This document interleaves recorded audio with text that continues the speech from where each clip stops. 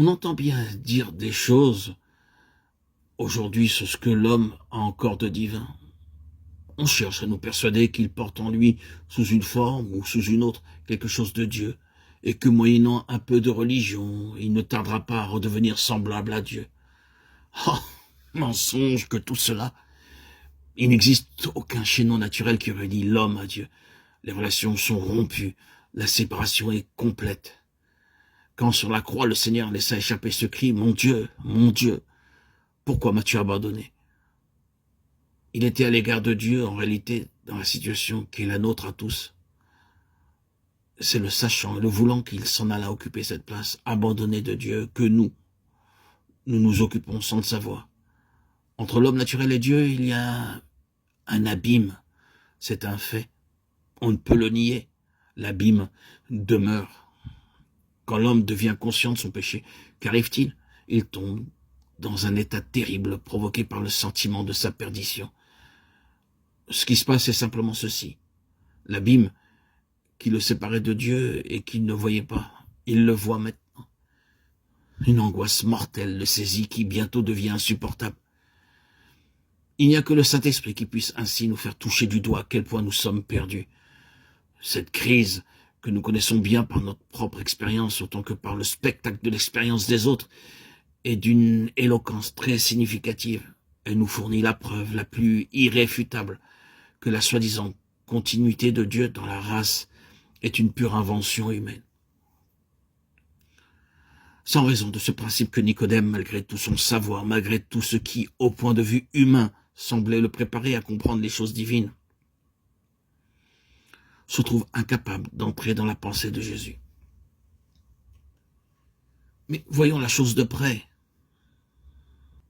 Nicodème dit, « Maître, nous savons que tu es un docteur venu de Dieu, car personne ne peut faire ces miracles que tu fais si Dieu n'est avec lui. » Jésus ne lui donne pas l'occasion de poursuivre.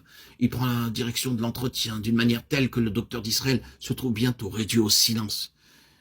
Jésus ne lui dit pas en effet « Je suis très heureux de te voir et me voici prêt à répondre à tes questions. » Non, il dit « En vérité, je te le dis, si un homme ne naît de nouveau, il ne peut voir le royaume de Dieu. » Tout homme naturel, si accompli soit-il, est incapable de saisir les choses de Dieu.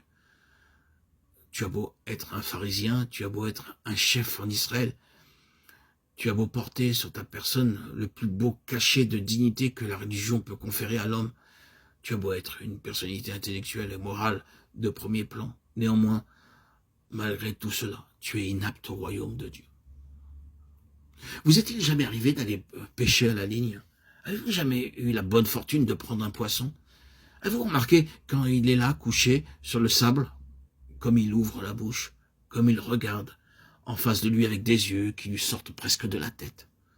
S'il pouvait parler, il dirait « Je suis tout à fait hors de mon élément ici, et pour peu qu'on m'y fasse rester encore une minute ou deux, je ne vais pas tarder à rendre le dernier soupir. » Peut-être alors avez-vous eu pitié de lui et l'avez-vous jeté à l'eau en disant « Tu as raison, va, retourne ?» Quel choix dans son cœur de poisson de sentir de nouveau de l'eau sous ses nageoires. Ainsi en est-il pour nous, bien-aimés, chers auditeurs, chères auditrices. Tel que nous sommes, la vie dans le royaume céleste est une impossibilité pour nous. Les choses du ciel nous échappent, nous ne pouvons pas les comprendre, à moins qu'une nature céleste nous soit donnée. Quelques-uns d'entre vous ont peut-être suivi dans la presse les comptes rendus qui ont paru dans des ascensions telles que l'Everest et d'autres sommets. Chacun a pu lire que lorsque les courageux ascensionnistes eurent atteint une certaine altitude, force leur fut de s'arrêter. Pourquoi? Pourquoi donc? Parce qu'ils n'avaient pas l'équipement qui leur eût été nécessaire pour pouvoir aller plus haut. Pour vivre dans l'air raréfié des grandes altitudes, il leur fallait des appareils spéciaux, et ils ne les avaient pas. Frères et sœurs en Christ, cette illustration est là pour vous donner comme explication qu'il faut naître de nouveau si on veut pouvoir vivre dans les choses célestes et dans les lieux célestes, où l'air est tout à fait différente que l'air de ce monde. Si quelqu'un a saisi la grande vérité du royaume de Dieu sans que la loi de la nouvelle naissance ait exercé en lui ses effets, il se trouve alors dans une situation fausse. Il lui faut comme des cylindres d'oxygène spirituel pour pouvoir se maintenir, et de peur d'être à court, il est obligé de courir après toutes les conventions et de faire remplir ces cylindres par tous les hommes de Dieu qu'il peut rencontrer. Sa vie chrétienne a quelque chose d'artificiel, de faux, de mensonger. Il est à l'extérieur de lui-même, et non plus en son être propre, en son être nouveau. Il ne vit plus par l'esprit qui l'anime. Il lui manque cette glorieuse spontanéité qui est la part de ceux qui ont un équipement céleste et qui n'appartient qu'à ceux qui ont reçu le Saint-Esprit. C'est cela que Dieu veut. Nous devons pouvoir vivre dans le royaume de Dieu et nous y mouvoir comme dans un élément qui est fait tout exprès pour notre nature. C'est pour cela qu'il est indispensable de naître de nouveau. Nous devons avoir en nous cet équipement céleste qui nous permettra de supporter l'atmosphère céleste. Ce fut pour moi un miracle le 26 septembre 2019 lorsque je suis sorti des eaux de mon baptême par immersion dans le lac de ma ville natale, où je vis encore aujourd'hui, et où j'en suis sorti différent, transfiguré, transformé, mon cœur, mon esprit. Ma vision céleste était au plus haut. Les couleurs que je perçus à ma sortie des eaux furent éclatantes. Ce fut pour moi un bouleversement. Un bouleversement. J'en ai même demandé, puisqu'il n'y avait aucun témoin dans ce lac, autour de ce lac. Il était 4h30, le temps était maussade, et pas une seule personne, pas un seul témoin. Je demandais à mon ami, celui qui m'a baptisé, de me photographier, et oui, force est de constater qu'en me voyant, je ne reconnaissais plus le même Arnaud avant la sortie de l'eau. Et après, ce fut pour moi un bouleversement. Je l'avais saisi, mais pas encore intégré. Il a fallu plusieurs semaines pour que je puisse comprendre qu'une guérison totale s'était effectuée en mon cœur, en mon être. Moi qui ai, depuis ma préadolescence, vécu de nombreuses hospitalisations, médicaments, dû à ma